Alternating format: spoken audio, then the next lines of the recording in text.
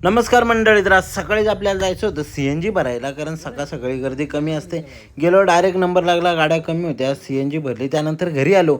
घरी बघतोय तर भाई काय सगळी साफसफाई करायला घेतले. बोला आपल्याला काम लागायच्या आधी कल्टी मारतोय. रस्त्यात आलो तर भाई फुल पुष्पा स्टाईल भेटला आपला सम्याला बोललं जाऊ दे आता, मी चाललो मंदिरात गेलो. खरं तर दर्शन घ्यायला गेलेलो आम्ही, पण असं भाग्य प्रत्येकाच्या नशिबी नसतं. जे आमच्या आजोबांचे आहेत, गेले विना दिला गळ्यात आणि विनापूजन करून घेतला. तिथे श्रीकृष्ण आता कथा सुरू होते, तिकडचं विनापूजन आणि त्यानंतर हरिपाठ सुरू झाला आणि त्यानंतर कीर्तन होतं. तर आजोबांना बोललं की ठीक आहे, तुम्ही कीर्तन वगैरे ऐकून या, मी 9 वाजता तुम्हाला घ्यायला येतो. मग घेऊन आलो. त्यानंतर दुसऱ्या दिवशी आपल्याला जायचं होतं, बाहेर चाललेलं. तर रस्त्यात आपल्याला दिसली गणपती बाप्पाची गाडी. आपल्याच गावात कारखाना आहे, तिथनं बनतात, ती भरून चालली गाडी. त्यानंतर राहुल शेठ बोलतो भाई आज काहीतरी वेगळं खायचे, म्हणून आम्ही गेलो दोघं. मॅकडीला बर्गर आणि फ्राईज घेतले आणि कोक होता. बोललो ठीक आहे. त्यानंतर गेलो.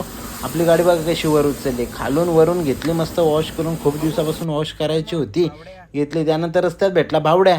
त्याला बोललो भाई गाडीला लय खर्च केला आहे, आत्ता काय गाडी खराब करू नको.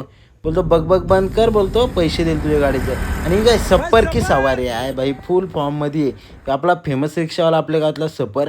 त्यानंतर भावड्याला सोडला, परत गेला, आला, बोलतो पैसे देऊ का. बोललो दे ना. बोलतो नको पैसे नाही माझ्याकडे. बोललो तू काय पैसे देशील, कंजूस मारवाडी एक नंबरचा.